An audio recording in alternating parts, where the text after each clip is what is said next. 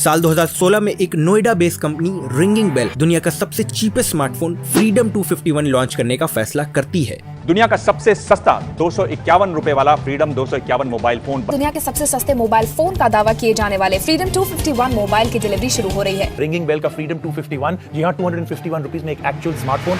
सिर्फ 251 रुपीज के price tag के साथ न सिर्फ ये स्मार्टफोन हर एक इंडियन की अटेंशन ग्रैब करता है, बल्कि इंटरनेशनल लेवल पर भी ये स्मार्टफोन काफी ज्यादा पॉपुलर होता है।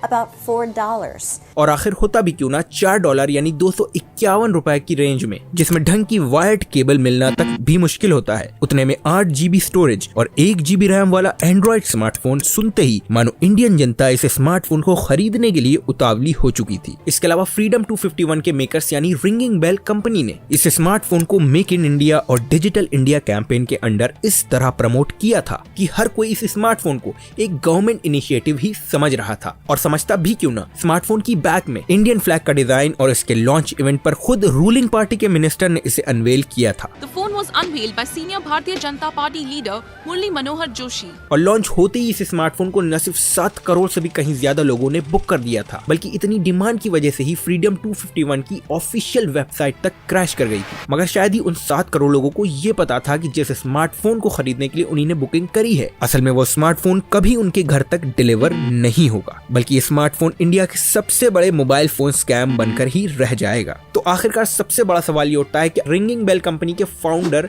मोहित गोयल ने ये स्कैम अंजाम देकर इतने लोगों को बेवकूफ कैसे बना दिया, और उनका भांडा फूटने के बाद उनके साथ क्या हुआ था, और तो और क्यों हर बार हम सिर्फ गवर्नमेंट को ही ब्लेम करते रहते हैं, क्योंकि ये फ्रॉडस्टर गवर्नमेंट तक को चूना ही लगा रहे हैं। और इस ब्लेम गेम के चक्कर में हमारी इनोसेंस का फायदा उठा के ये बड़े बड़े फ्रॉडस्टर हमारे यानी आम जनता के पैसे को उड़ाकर भाग जाते हैं। इसके अलावा वीडियो के एंड में ये भी बताऊंगा कि हम कौन से ऐसे स्टेप ले सकते हैं जिससे फ्यूचर में हम इन जैसे स्कैम से बच सके।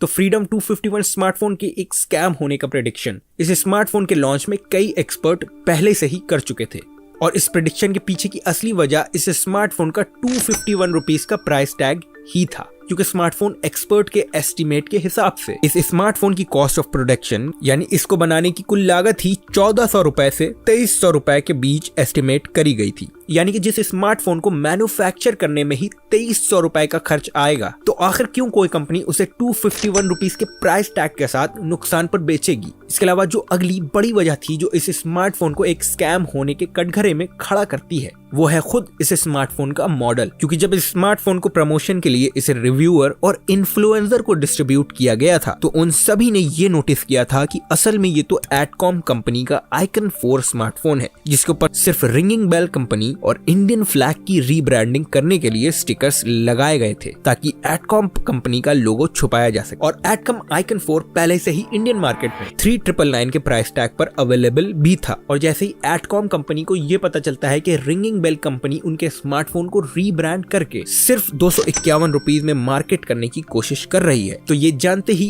एडकॉम कंपनी रिंगिंग बेल को सू करने का डिसाइड करती है। अब इसके बाद अगला जो सबसे बड़ा सवाल ये उठता है कि आखिरकार रिंगिंग बेल में इतने स्कैम या फ्रॉड के एलिमेंट्स होने के बाद भी रिंगिंग बेल कंपनी के फाउंडर हिंदुस्तान के करोड़ों लोगों को बेवकूफ बनाने में कामयाब कैसे हो गए।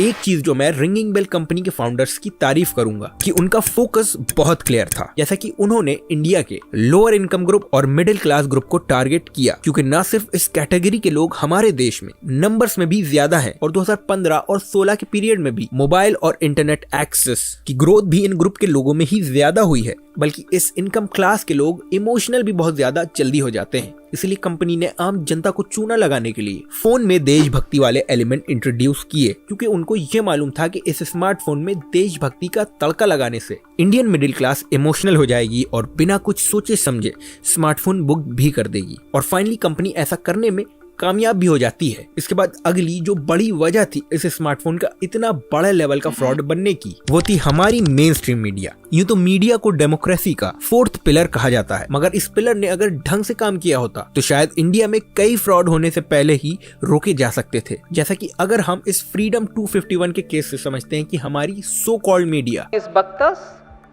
सो कॉल्ड मिडिल क्लास, राइट? क्या यार एडिटर, सही फुटेज लगाओ। तो हमारी मीडिया अगर इस स्मार्टफोन की इतनी ज्यादा हाइप बनाने से पहले इस कंपनी का डिटेल एनालिसिस करती और जरा सा भी शक होने पर इस स्मार्टफोन को लाइमलाइट देती ही ना, तो शायद ही लोग बेवकूफ बन पाते।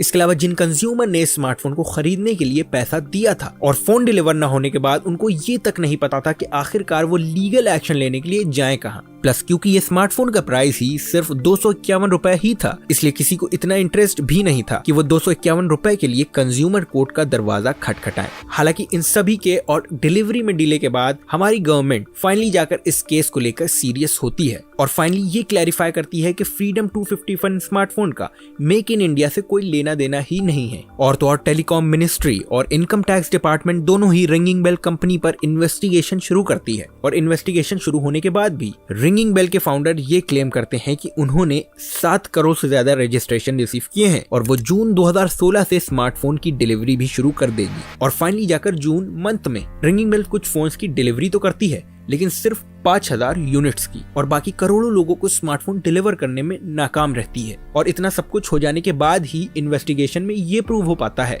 कि रिंगिंग बेल्स कंपनी के पास ऐसे इंफ्रास्ट्रक्चर है ही नहीं कि वो इस लेवल पर मास प्रोडक्शन कर सके। और फाइनली इन्वेस्टिगेशन के बाद रिंगिंग बेल के फाउंडर मोहित गोयल को एक फ्रॉड अंजाम देने के लिए अरेस्ट भी कर लिया जाता है। लेकिन रुकिए, कहानी अभी यही नहीं खत्म हुई, क्योंकि ये आखिरी बार नहीं था कि मोहित को किसी धांधली के लिए गिरफ्तार किया जाना था, बल्कि एक बार फिर से साल 2018 में मोहित को पुलिस 200 करोड़ रुपए का ड्राई फ्रूट बिजनेस में फ्रॉड करने के लिए अरेस्ट करती है। और तो और तीसरी बार साल 2021 में मोहित को मनी एक्सटॉर्शन केस में अरेस्ट किया जाता है, वो भी इस बार एक सेक्सुअल असॉल्ट को सेटल करने के लिए, जिससे ये प्रूफ तो हो जाता है कि आदमी ही काफी बड़ा फ्रॉडस्टर था, जिसने न सिर्फ जनता को बल्कि सरकार तक को मूर्ख बनाकर इतना बड़ा मोबाइल फ्रॉड अंजाम दिया था। तो अब आखिरी सवाल ये उठता है कि आखिर हम कौन से ऐसे स्टेप्स या प्रिकॉशंस ले सकते हैं जिससे इन फ्यूचर हम इन जैसे स्कैम्स या फ्रॉड से बच सकें। तो सबसे पहले हमें ये समझना होगा कि कोई भी चीज खरीदने से पहले आप ये क्लैरिफाई कर लें कि आप वो चीज खरीदना क्यों चाहते हैं। क्या आपको उस सामान की सच में जरूरत है या फिर इमोशनल होकर आपने कोई भी चीज खरीदने का फैसला किया है। क्योंकि इंडिया में देशभक्ति के नाम पर